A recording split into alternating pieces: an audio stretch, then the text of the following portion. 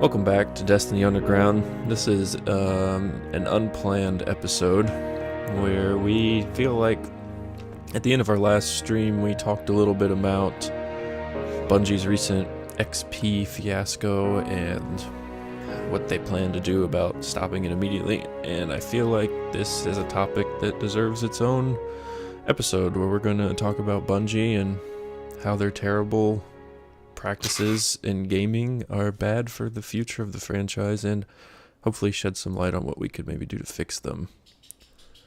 So this came about when I was reading an article on Kotaku, and I'll put the link in the description, where the players have discovered that they ceased the hidden XP decrease and effectively doubled the amount of XP it takes to get bright engrams in the process. This doesn't sound like a solution to me at all. This sounds like they're still incentivizing you purchasing their loot boxes to get these cosmetics before they go away in a week. And it's terrible. I don't understand the lack of transparency we're getting from Bungie here. Is normal. It's not like something we haven't had from them before where they say, oh, we'll fix something and it takes months for you to hear anything about it, or Thorn is broken for an entire expansion. It's par for the course. Before we started recording, Rob just brought to light a patent that Activision holds on microtransactions. What is it called? 128? Yeah, Engine 128. Engine 128. Where if you're playing with it'll try to matchmake you with a player who's bought like a piece of DLC or a cosmetic in order to influence you to purchase that cosmetic. And I feel like this hiding XP could be a step towards implementing that by making you want to purchase bright engrams to get these spicy ramen engrams that you see people use, or the salt bay engram, or the ones with the cool particle effects that have like a 0.001% drop rate in the 500 item loot box that's in Destiny 2. And Rob said this many times, that microtransactions are terrible, but if you had to have them, Destiny 1 did it in a non-invasive way, which for the most part I agree with, except for the second Festival of the Lost. That was a disaster to me, because what do we get, like 3 free boxes for the event, and it wasn't like something you could get every day, or it was something insulting like that. Yeah, I mean, it's not been perfect by any stretch of the imagination. I don't know, I'm mostly just frustrated about it, because we're not haters of Destiny 2, we're not people that dislike the game, we're people that have bought every single expansion, gotten multiple friends into it, bought every expansion, played with them, played hours and hours, absorbed every piece of content, love the lore, and we're watching this franchise die. We cared enough about it to start a podcast to talk about it every week, and they're killing it themselves. The gameplay didn't get bad all of a sudden. It's stupid business decisions that are taking this franchise down a path that could have no return if it continues. Yeah, so I don't know where exactly you want to start. I mean, the XP throttling, that whole thing seems like a good enough point as any. And like we said, this is something that we covered to an extent at a certain length on episode, like our newest video that was about the newest live stream about Curse of Osiris. So something that we've talked about, but I think we're gonna try and go more in depth here. And as far as the XP thing, I'm still not really sure like where it was before the Clarion Call event. And I think at this point, because I said before that you can't count out the fact that they didn't have this already implemented in the game, where like after your like third bright engram that you would get, because you were supposedly got like larger experience gains, 4 bright engrams up to the third one on a character, and then after that point you would get like normal, or quote unquote normal experience gains, or reduced experience gains. That wasn't already like implemented in the game, to where like there was already a bottlenecking. So they said that they removed that bottlenecking, but now it takes double the amount of experience for you to get. So it really doesn't solve anything. And it's just like, if we figured out as a community, not we, but if we figured out as a community that this isn't like, we already figured out that the XP was borked in general. I don't know how you wouldn't think that we wouldn't figure that out now. Like it seems kind of like a fuck you to the players. Like To a me. Bungie knows best. Typical Bungie attitude that we've had with Destiny. Period. Yeah, and I'm not a big fan of this in general, and I think that they've made, this is Bungie once again like taking something that wasn't great in Destiny 1 and it isn't great in the community, but like they're just taking it to its natural extreme limit that would obviously bother some of these players, because microtransactions in Destiny 1, at the beginning they didn't exist, and they started adding them in after your first large expansion with the Eververse store, and it wasn't terrible. You had a shop that you could buy these things from, similar to like your MOBAs, where you have these skins that you can actually purchase from. You don't have to buy like a loot box to get these skins, hopefully, a la like Overwatch, for example. But they changed, knowing that Overwatch makes more money on microtransactions, or these loot box systems make more money based on that. And now it's all essentially contained in a loot box where you have X chance percentage wise to make or to get this item, and it just is disappointing. And the whole point of this event was so that you could get more bright engrams, and that's how they presented it in their like first like stream about seasons, where they said we're going to have an event, a clarion call event at the end of every season, to give you the opportunity to earn these things through gameplay that you're playing. In the end, it's not what is happening. Is that they're making you feel like, once again, with the same way, this is just an extended version of what you do week to week, where you get 3 bright engrams, and then they feel like, since you've got those 3 bright engrams, since you didn't get what you want, you then feel more incentivized to get those bright engrams, because you have to wait a whole nother week to possibly get that item. This is just a longer, more extended version of that.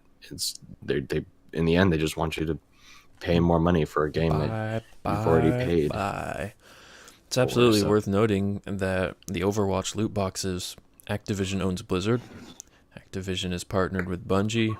Activision owns Call of Duty. Every single one of these series has some terrible loot box system now. And with that patent, it's not going away. The total disregard for how stupid they think our player base is by doubling the XP and thinking we wouldn't notice just shows that Bungie doesn't see a problem with this. They're more upset they got caught. And Luke Smith and Noseworthy have come out and said they're going to do a stream. I don't know if it's going to be a stream, but they said next week they're going to talk about... here's the quote. Next week, the Destiny 2 team will detail the system side of the December update. It includes economy updates, vendors and acquiring their gear, tokens, legendary shards, investment updates, new reward systems for weapons and armor, gameplay updates, and more, he wrote on Twitter. Additionally, Noseworthy and I will also be answering some questions and addressing community feedback we've been reading since launch. I don't know if you saw on Instagram today that Destiny 2 has a free trial coming on all platforms. Right before the new stream launches, and they discounted their game to $39.99 during Black Friday and Cyber Monday, which is still an insult because every other major release was $30 during Black Friday. You picked up the brand new Assassin's Creed for $30, which is newer than Destiny, and they charged $40. It's dying. We're not going to talk about me buying Assassin's Creed because I still don't like that. But it was $30. That's the point. Destiny 2 is dying. If they never had a free trial for Destiny 1 before The Taken King came out. They didn't have one before Dark Below came out. They didn't have one before Rise of Iron. The simple fact that they need one now shows that they're hurting. We are getting somewhere because the players aren't playing, but it's not something I want to be happy about. I don't want to say that necessarily this free trial is evidence that the game is dying. We already know the numbers with the player base it dropping out, and all these other I want to say deceptive business practices in the Clarion Call event, the XP gains, the microtransactions, the everything else regarding it, and not even counting the issues with the in-game stuff with the vendors, the loot drops, the static rolls on gears and guns. the seeming lack of content that is coming through. But I mean, I don't want to say that the trial is not something that is, you know, indicative of a hemorrhaging player base, because Activision's partnered with Blizzard, obviously, and Blizzard has had free trials for Overwatch to try and expand the player base. So this isn't something that's out of the ordinary, out of the question. So this isn't something that, you know, like hits my red flag of like Bungie's in like panic mode. If anything, stuff like this should have them more in panic mode. People making videos about why we are not happy with the current state of a game that we have come to really enjoy playing. And that's something that they should be addressing, which, I mean, we can hope that they're going to be addressing it. Luke Smith has always been somewhat of a snarky asshole, and same thing with Mark Noseworthy. So hopefully they have some, some legitimate information as far as that goes. But I don't know what you have that will convince me that you guys aren't going to continue to try and like push little things into the game, because a lot of the money, and this comes back to EA making so much money on microtransactions. It's not even funny with the advent of Mass Effect 3 that you can't stop microtransactions. I don't like them. I don't think anybody in the game, in like gaming, is 100% pro microtransaction, because they're just, you're making me pay more for a game, for content in a game that I've already paid for. Dude, I remember when games I used to be able to unlock shit by like doing these secret achievements or secret goals and stuff. But now it's just like, hey, do you want this thing? It's really cool. Look at it. This guy has it. You want to pay $5 for it? Because that's the only way you're going to get it, dude. I'd be okay with that. It's not even that. It's, do you want to pay $5 for a chance to get it? Yeah, and that's the way it's going, is that like if we can continue to somehow, and this is all it is that like extend the time that we play the game, extend the time that we need to, that they need to pay the money for, is that if we have them, you know, operate from a shop, then we only get $5 from them once. But if we have them operate from a loot box shop, then we can get $5 from them 3 times until they get the thing. Yeah. So, and that's just, as that interview with the Mass Effect developer said, people will pay $15,000 for some of this stuff.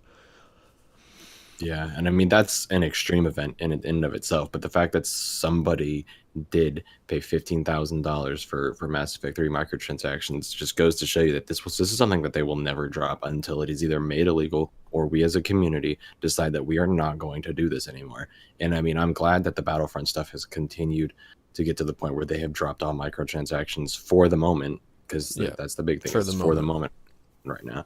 But it shouldn't be in games at all. It's an insult to me as a gamer, it's an insult to me as a player, and it's an insult to me as a consumer to think that I won't pay my hard-earned money to continue, you know, to have these things. You think that you need to trick me into like doing this. Is if I want something more, I see the value in it.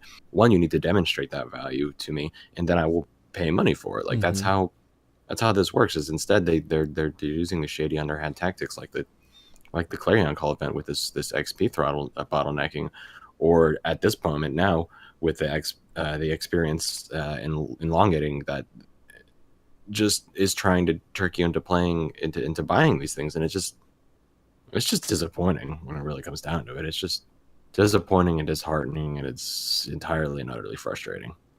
That's the key word here, frustrating. It's hard to put into words how upset I get. I mean, at the end of the day, it's just a game, you know, so who really cares? But it's not just a game. We could stop playing the game when it really comes down to it. That would be the biggest way to hurt them, would be to stop playing the game, which not due to this, just due to the fact that there hasn't been content, and we haven't really found ourselves having fun. Is that we haven't played the game a lot since we completed the raid. First, and we did that, right after the first Iron Banner, right?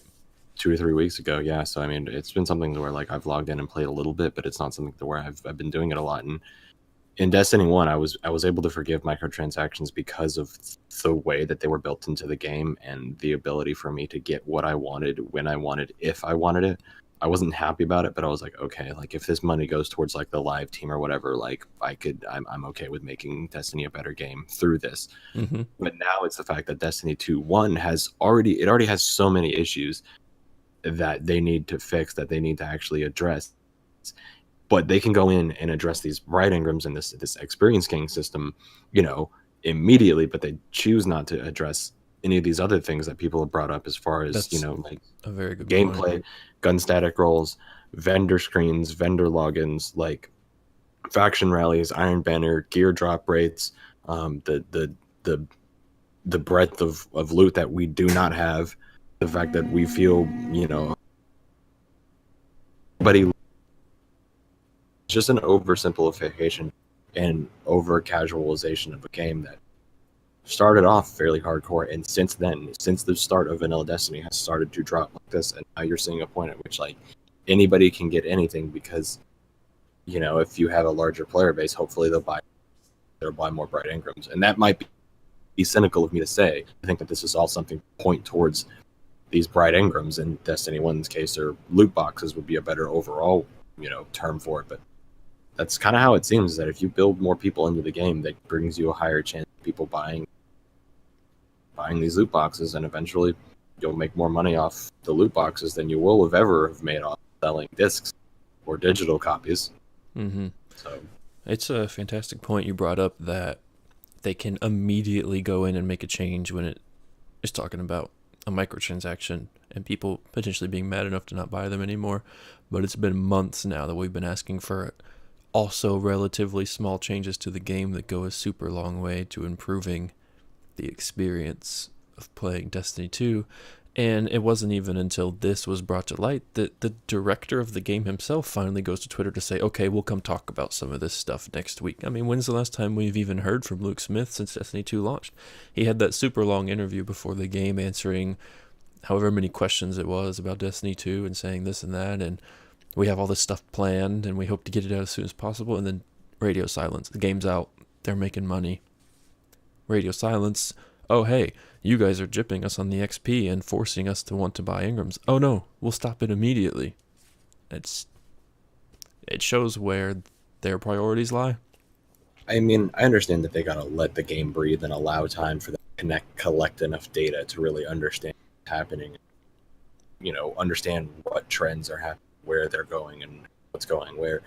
But at the same time, we're not the only YouTubers on here creating videos about Bungie's, business practices, or their Activision's business practices that are trickling down to Bungie, or Destiny 2, for lack of a better word, being broken as a game. And we don't make these videos because we hate the game, or we want to see it die. We just want to see it better. And the only way to really do this is to take to social media and make them hear us, because this is not a gaming is not static. They don't the static gaming died after the PlayStation 2. After that generation, static gaming is dead.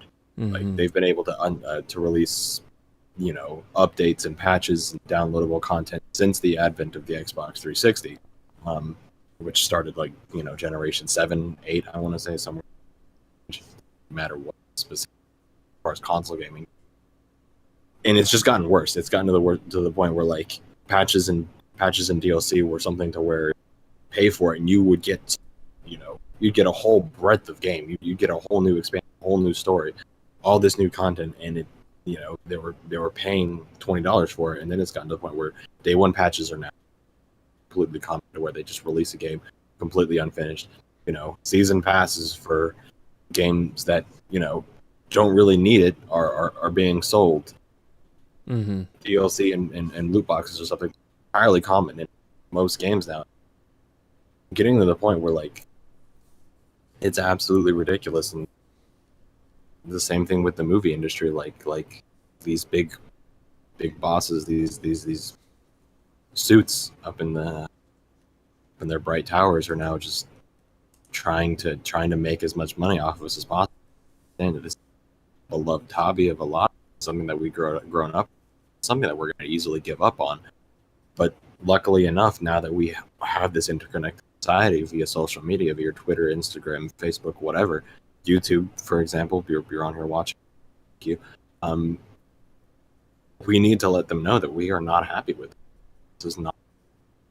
You need to fix your bullshit, and also fix Destiny, dude. Come on. Act like you care. Is that Like, the summary of what we're getting at here? yeah, it's just like the microtransaction, the loot boxes are just like that's a large scale like issue that is gaming in a sense, and like that trickles down into an issue that I with Destiny 2 overall, and the way that the game is geared, because you can tell a lot of it is geared towards the purchase of brand engrams, but there are other huge issues with Destiny 2 that we haven't even really touched on. I've named a few of them off them. Like there's just problems with the game that like need to be fixed, and you can. It's going to take a lot of work, but I mean, if somebody on Reddit can mock up a vendor screen, and a designer or a developer can say, "Hey, I'll send this up to you," to like one of the people that actually makes the game, like, how much are you guys actually doing as far as work? You know, like, I understand that some people out there have better ideas that you haven't thought about, but if we all can come together as a community and agree, like, these things would be better if you implemented the game, and then you choose not to, either makes me think that, you know, Bungie knows best, you're stubborn, and then you lack the transparency to think so, or you just don't care. Mm-hmm. I don't know what else there is to say at this point. I guess we'll just have to wait and see what Luke Smith and Mark Noseworthy come out and snort down at us as they look down upon the feeble player base that is Destiny 2 players. I want to be like hopeful for the game, because like without hope there is nothing. But after a certain point, it's like, and I don't want to liken Destiny 2 to any actual abusive relationship, because we're continuing to you know, to buy into this, feed into this. But at a certain point, like, you got to draw a line in the sand.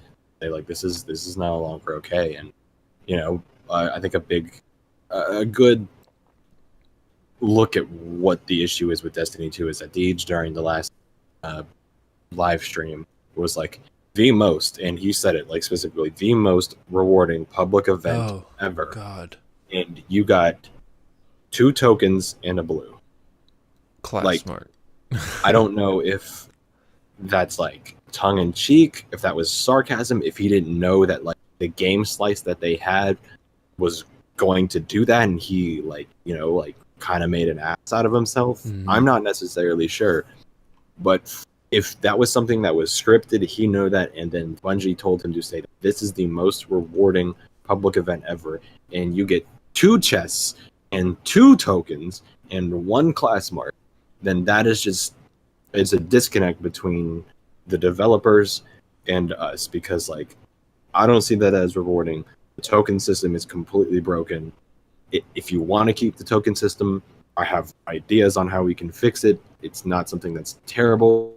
It's something that we can fix and make rewarding. But your economy is absolutely broken. The rewards are not there. I do not feel rewarded for playing as a time. I do not feel like I'm getting something awesome for my player base. And I feel like I am just like every other Guardian out there. And I don't look any different. I don't feel any different. I don't play any different. So why am I playing this? Preach. Hashtag 2 tokens and a blue. That's just... I think that's the perfect place to end this. 2 tokens and a blue. Destiny, get your shit together. We want to like you.